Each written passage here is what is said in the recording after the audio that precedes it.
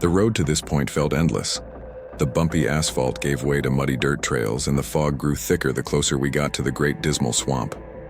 The air was heavy, soaked with moisture, like every breath carried a bit of water. I had never felt anything like it. The environment didn't just surround us, it seeped into us. Steve kept his eyes on the road, his fingers tapping impatiently on the steering wheel. I knew what he was thinking. The perfect setting for a fisherman's tale to turn into a bar legend. Our cover was simple: nautical safety researchers. A disguise we'd used before in other coastal towns. Convincing enough to ask questions about accidents, shipwrecks, and disappearances without raising suspicion. We carried clipboards, local maps, and a pile of fake printed reports. It wasn't our first time posing as makeshift experts, but something in the air felt different. And it wasn't just the humidity sticking to our skin. The town was small, almost frozen in time. Wooden houses with peeling paint, boats stranded at the dock like forgotten skeletons, a convenience store that seemed to survive out of pure stubbornness. The few locals we saw watched us in silence, narrowed eyes that followed us until we were out of sight. No greetings, no open curiosity, just quiet suspicion. At the local bar, one man stood out right away.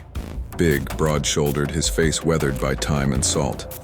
But what really caught our attention was the metal hook where his right hand should have been. He calmly smoked a pipe, like nothing in the world could rush him. When we approached, he introduced himself with a deep voice. Elias Crawford, but everyone around here calls me Captain Hook. Steve raised an eyebrow, almost smiled, but held back the sarcastic comment.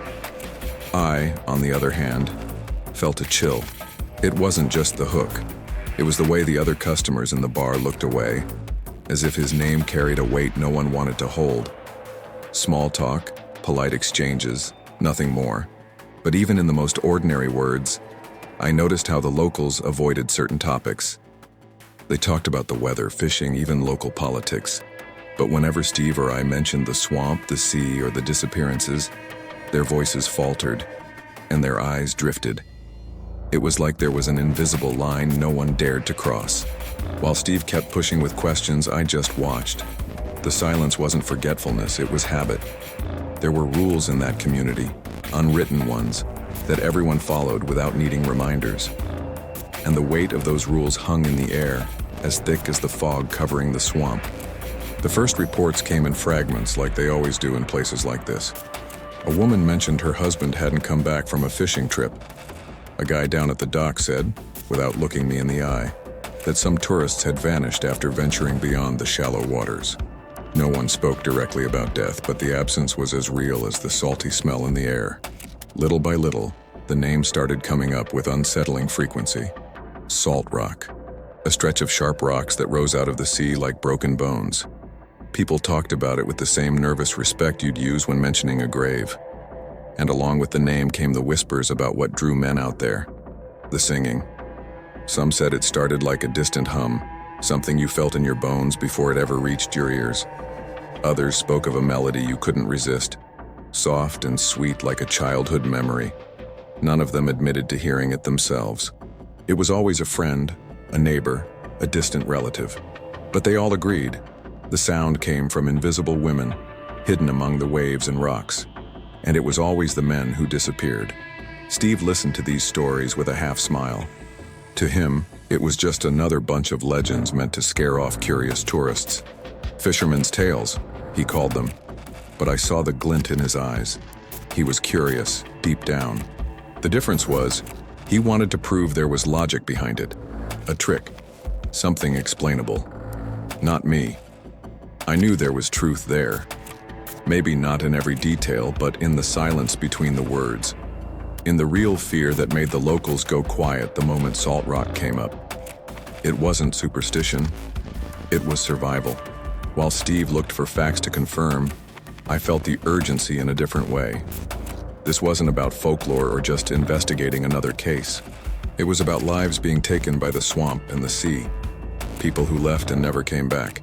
And if we didn't do something, more would vanish. The need was clear. Figure out what was happening at Salt Rock and stop whatever was behind the singing, before it was too late. Before we dive in, let me tell you something more terrifying than the Kraken rising from the depths of the ocean. 70% of the people who watch this channel aren't subscribed. Seriously. At least the Kraken gives you signs before it attacks. The YouTube algorithm just swallows us whole and makes us disappear. So hit that subscribe button, turn on the bell, and let's dive deep into this chilling case, while there's still time to make it back to the surface. Navigating the Great Dismal Swamp wasn't like crossing any river or lake. The water felt still, heavy, a murky green that only reflected the shadows of the trees. The boat moved slowly, and each stroke of the paddle stirred up a strong smell of rotting matter. The sound of insects was constant, but what really got to me was the silence between them, like even the animals were afraid to make too much noise. The air was stifling, thick with moisture that clung to the skin and made every breath feel heavy in the lungs. I wiped the sweat from my forehead every minute, but it came back before I could lower my hand. Steve, on the other hand, didn't seem to mind. He was too focused, scribbling in his makeshift notebook, collecting small bits of evidence whenever something caught his eye. We found loose ropes tangled in roots, frayed like sharp teeth had bitten through each strand. A little further on, near a bend, a drifting net floated half destroyed. Steve pulled it into the boat with effort, and what was left of the knot showed deep, jagged cuts. He took photos, packed it away, and quietly said it wasn't the work of fish or natural wear. Farther ahead, pieces of wood floated, like the remains of boats smashed against something solid. Salt rock revealed itself in the distance, its black stones jutting out of the water like spears, ready to rip through any hull. Even from here, the sight was unsettling. It looked like the sea was holding its mouth open, waiting to swallow anyone who dared get close. The abandoned lighthouse came into view right after, a lone tower on the horizon. The structure leaned slightly, like it was standing out of sheer stubbornness. Its dark windows looked like hollow eyes, and even from afar, it felt like someone, or something, was watching. Steve adjusted his binoculars and muttered that there were objects scattered at the base. A red backpack, a piece of fabric, maybe even shoes, relics of the missing. While he got excited with each new find, I couldn't take my eyes off the shore. A man stood at the water's edge, watching us without moving. When our eyes met, he simply turned around and disappeared into the trees. It wasn't curiosity. It wasn't interest. It was silent complicity, the same pattern I'd noticed since we arrived. There, deep in that swamp, I felt it clearly. We were crossing an invisible line, stepping into territory the locals avoided, and they knew exactly why. We spent days doing interviews, digging through musty archives and walking along the swamp's edge. The local library was small, but it held old records of shipwrecks and disappearances. The yellowed pages always described the same circumstances: boats found drifting, loose ropes, scattered belongings, and no bodies. One detail repeated in every account caught my attention. It was always men. Fishermen, travelers, sailors, tourists. Women came back. Men vanished. I showed this to Steve, but he just shrugged, convinced there was a logical explanation. They don't hear the call. Simple as that. For him, the answer was more protection. He insisted that wax in the ears would be enough. We bought supplies at the local pharmacy. He shaped small plugs and tested them with me near the water's edge. The distant hum, that barely audible noise coming from salt rock, barely made it through. For Steve, it was proof the method worked. For me, it was just a temporary relief. While he trusted the trick, I noticed other signs. The silence wasn't just fear, it was a pattern. Every time we brought up Salt Rock, the lighthouse, or the salt line, conversations just stopped. It was like there was an unspoken agreement among the townspeople. You don't talk about what you don't face. That told me more than any map or report ever could. The danger wasn't made up. It was part of their routine. Elias Crawford, Captain Hook, was the one who let the final piece slip. Between puffs of his pipe, he mentioned, without looking directly at us, an opening in the rocks near the swamp, visible only when the tide was low. A spot no fisherman dared go near. The way the words came out, quick and heavy, felt more like a warning than information. Following the lead, we explored the area he described. Between exposed roots and slick rocks, we found clear signs of passage. scratch marks on the damp walls, pieces of fabric cut in branches, small bones scattered in the mud. Steve, ever practical, suggested it might be an animal den, but I knew that was the way in. The lair wasn't just a story passed around by fishermen, it was real. A cave on the edge of the Great Dismal Swamp, hidden in the fog and still water, waiting for those who followed the call of the song. Salt rock rose before us like a wall of black teeth, sharp and slick with moss. The sea crashed violently against the rocks, spraying foam into the cold, salty air. The fog hung thick, turning the horizon into a gray void. I gripped my machete tightly, trying not to show the tension gnawing at me. Beside me, Steve adjusted the wax in his ears one more time. We moved up to the edge of the rocks, the roar of the waves echoing like thunder. Then, from the middle of the fog, it began. A low sound, barely audible. A melody that didn't come from the wind or the water, but from something else. It wasn't human singing, nor animal. It vibrated in the water like the swamp itself had a voice. I felt an electric current run across my skin, uncomfortable, sending chills deep into my bones. Steve, with his ears sealed, held steady, staring into the fog like he could tear through it with his eyes. Then they appeared. Female figures emerging from the dark water. At first, only silhouettes, long hair clinging to their skin from the waves, then pale faces, beautiful and yet corpse-like. Their eyes glowed with an unnatural light, reflecting the faint moonlight. They moved slowly forward, as if floating between the waves and the rocks. Steve raised the shotgun and fired. The blast echoed through the fog, and the salt round tore through the chest of the first creature. Her body broke into water and vapor, vanishing for a moment before pulling itself back together. I understood instantly. It wasn't enough. The salt only pushed them back for a while. "It's not working," I muttered, more to myself than to Steve. Still, he fired again. The second shot made another one of them recoil, dissolving into mist before melting back into the sea. I rushed forward, slashing with my machete. The blade made a shallow cut, but the cold flesh mended in seconds. Steve tried a blade of cold iron. It did nothing. The silver knife left a mark on one of them, but didn't bring her down. Nothing. "None of this hurts them," I whispered, stepping back. That's when the melody changed. The song grew louder, closer, filling the space like an invisible tide. I saw Steve falter. His eyes lost focus, the steady gaze now clouded, like his mind was somewhere else. He slowly lowered the weapon.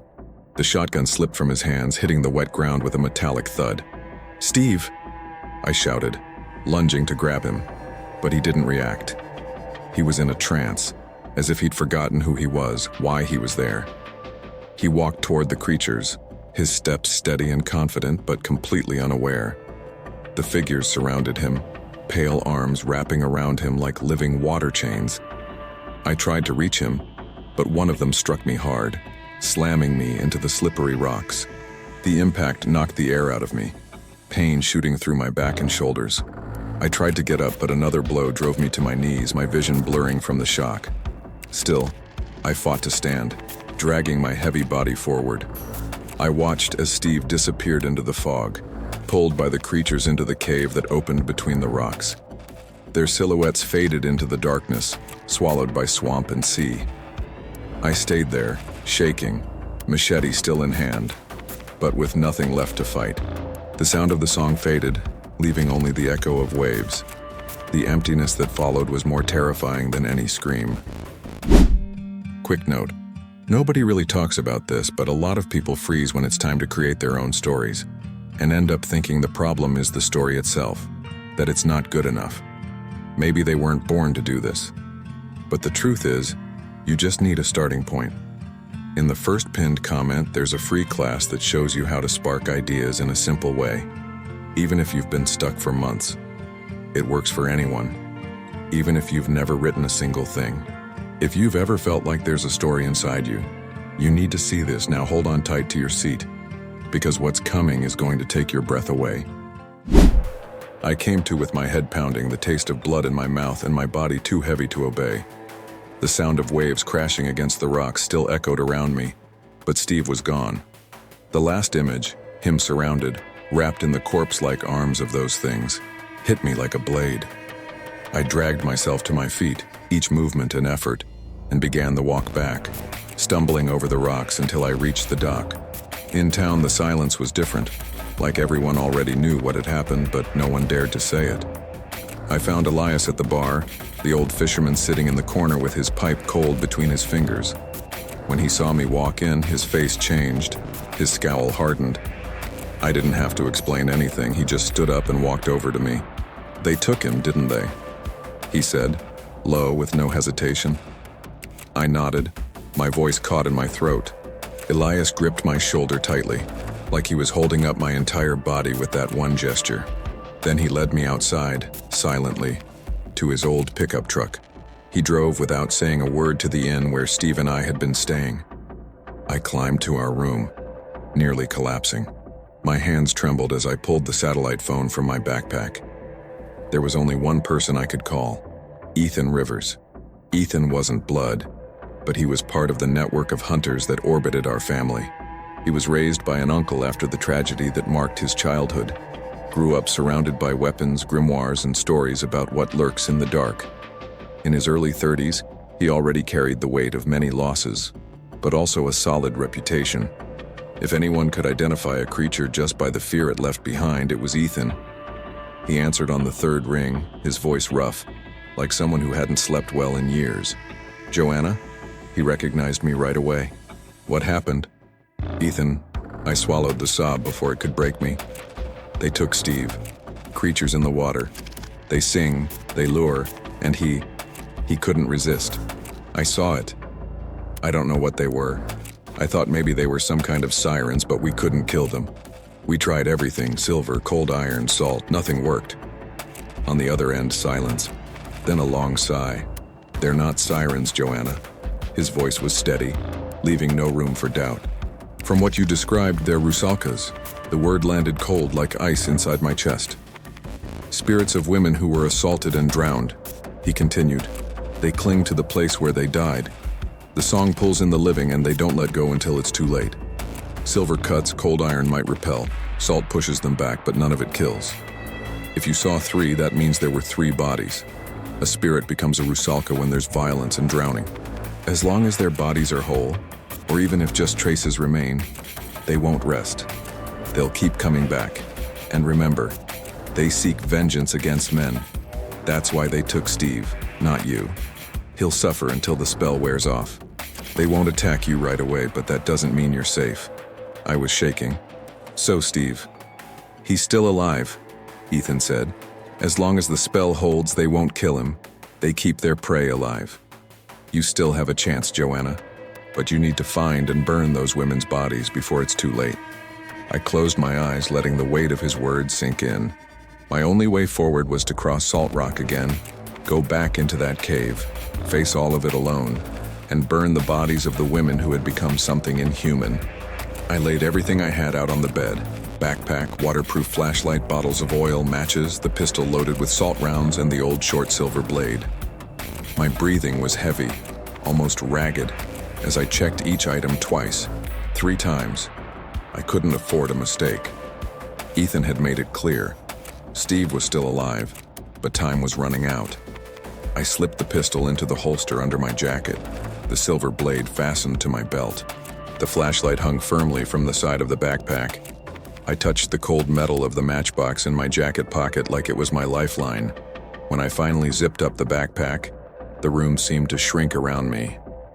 I knew I was going in alone, and the quiet of that room made it all the more real. Elias was leaning in the doorway as I came down the stairs of the inn. His eyes said he already knew where I was headed. He didn't say anything, just pulled his pipe from his pocket and turned it slowly in his fingers. I nodded. He walked me to the truck and drove without a word to the edge of the dock. When the engine cut off, all that was left was the steady sound of wind and water. I jumped down from the truck, adjusted the backpack on my shoulders, and started walking down the trail that led to Salt Rock. The night was thick, heavy, and the fog curled in low veils over the swamp. The flashlight lit only a few feet ahead, but every step felt too deliberate, like even the ground was lying in wait. Salt Rock loomed before me like a handful of blackened teeth. The sharp rocks split the sea, and the low tide left behind slippery trails of moss. The sound of the water crashing against the stones echoed in unison, a deep chorus that made my chest vibrate. I steadied my pace, keeping my balance as I moved forward. Every time the wind shifted, the air filled with the scent of salt and something else, something older, the sour rot of damp decay. It took a while to reach the mouth of the cave. It was nearly hidden, an uneven opening between dark stones. The flashlight beam cut through, revealing soaked walls, green lichen, and deep gouge marks along the surfaces. I took a deep breath before crossing into the shadow. The temperature dropped instantly, and the sound of the sea was muffled inside. I walked slowly, each step echoing on the uneven floor. The air was thicker in here, like it had mixed with the water itself. The flashlight swept ahead, revealing ledges, holes, shallow pools that reflected the light like eyes. After a few minutes, I saw something on the ground. Not rocks, not wood. Bones. Fragmented. Pale. Covered in moss. Next to them, scraps of fabric, almost unrecognizable now, but just enough to tell they had once been clothing. 3 sets of scattered remains. 3 women. My stomach turned, but there was no time to back away. The water around the pools rippled, and a chill ran down my spine. Then, they appeared. They stepped out from the shadows as if they were part of the stone itself. Tall bodies, tangled hair slick with salt, eyes glowing with a sick intensity. Their skin looked almost translucent, their movements fluid, as if they were made of the same water dripping from the cave walls. They surrounded me in silence, without attacking, just watching. My heart pounded in my chest. They were only a few steps away, the air thick with the smell of algae and something sweet, rotting. Their eyes never left mine. It felt like they were trying to pierce through my soul with that stare. The flashlight trembled in my hand, its beam flickering across faces both distorted and strangely beautiful. I couldn't stop now. I pulled one of the oil flasks from my backpack, unscrewed the cap with trembling fingers, and began pouring it over the bones. The sound of the liquid hitting the ground echoed through the cave like an insult. That was all it took. They lunged forward with a shrill cry, a chorus that made my legs go weak. The air shook like it was full of invisible blades. One of the creatures raised her arm, and the water in the pools leapt like serpents. It aimed for me, ready to strike. I raised the pistol with both hands and fired. The shot echoed through the cave, and the salt round exploded against the first Rusalka. She burst into mist for a moment before pulling back, letting out a howl of pain. I fired again, pushing another one away. It was like fighting shadows, but the salt forced them back, if only for a moment. I took the opening, poured more oil over the remains, and struck a match. The tiny flame sparked to life, flickering in the damp air. I knelt down and touched it to the first pile of bones. The fire spread quickly, devouring cloth, moss, and dry bone. The Rusalkas screamed, a sound so sharp it made my skull ache. They thrashed and twisted like the fire was burning their very essence. I kept firing rounds of salt whenever they tried to get close, each shot carving out space for the flames to spread. More oil, more fire. The second pile went up, then the third. The cave filled with smoke, and the flashlight's beam shrank against the blaze. The creatures howled, dissolving into fragments of mist that scattered through the air. I stayed standing, arms sore, heart racing, until the last echo of the screams faded and the cave fell silent. The fire still crackled over the remains, lighting up the wet stone walls. The air stank of burnt salt and ancient flesh, a stench that stuck to the back of my throat. I was alone again, surrounded by ashes and smoke, pistol still raised toward the darkness. The silence after the fire was suffocating. Smoke still lingered low, curling between the rocks, mixed with the bitter stench of burnt oil. I kept the pistol raised for a few moments, as if expecting another attack, but nothing moved. The echoes of the creature's screams had already been swallowed by the sea. I turned off the flashlight with the palm of my hand so I wouldn't draw attention, then staggered toward the entrance of the cave. My heart was still pounding, stuck in the rhythm of the fight. That's when I saw him. Steve was lying on the damp stones, his body half covered in seaweed, as if the tide had just left him there. His chest rose and fell slowly, barely, but he was alive. I ran to him, dropped to my knees, and touched his cold face. "Steve." My voice came out hoarse. I slid an arm under his shoulders and pulled with everything I had left. He let out a weak groan, but didn't open his eyes. The Rusalka's spell had broken, but his body looked like it had been through hell. With effort, I dragged Steve to a higher, safer spot near the mouth of the cave. While I waited for him to come around, I turned my eyes back inside. The flames had died down, leaving only embers and ashes scattered among the remains. I stepped closer, slowly. Among the ashes, pieces of clothing came into view. Torn fabric, clearly feminine, scraps of old skirts.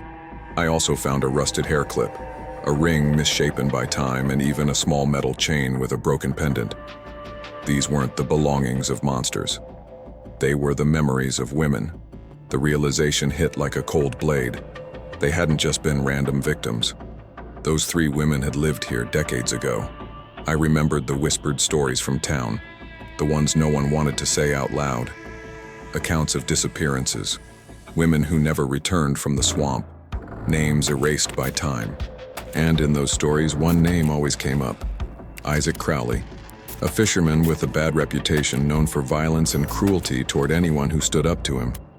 They said he lured women into the swamp, offering them rides or shelter, and they were never heard from again. Justice never reached him. The swamp protected him. The town feared him. Now it all made sense. Those 3 women were here because he had thrown them into that cave, used them, destroyed them. The violence, the fear, the dark water sealed their fate. They never rested. They became something else, shaped by hatred, vengeful toward men, a reflection of what had been done to them. I looked at Steve, still unconscious, and I finally understood why he had been taken. It wasn't random, it was the continuation of their revenge. For every man who dared to cross that territory, the same fate would repeat. I, being a woman, wasn't a threat or a target. Only when I touched the bones, only when I dared to violate their prison did they turn their fury on me. I took a deep breath, trying to steady my thoughts. The hunt was over, but there was no victory here. Only pain, repeated, and turned into a curse. When I returned to Steve's side, he began to stir. His eyes opened slowly, dazed and cloudy. "Joe," he whispered, voice weak. I wrapped my arms around him, holding tight. "I'm here. It's over." With effort, he sat up like a child waking from a nightmare. The sky was starting to lighten over the swamp as I helped him back to the trail. As we walked toward the town, I realized those 3 women had cried out for justice and found only vengeance. I had set them free, but nothing would erase what they had suffered. The great dismal swamp remained before us, vast, dark, and eternal. And I knew that even without the Rusalkas, there were still secrets hidden in those waters, secrets that were never meant to be found. If you've made it this far, it means you resisted the call, and that already puts you one step ahead of most people out there. But the tide never stops. In the next investigation, the Myers siblings face an enemy that doesn't sing, it howls. And when the full moon rises, not even water will seem as dangerous as him. So tell me, if you were alone in the woods and heard a howl, would you run or try to find where it came from? Click the video on the side to keep the hunt going, and make sure to subscribe to the channel. Around here, every new creature might be watching you even when you think you're alone.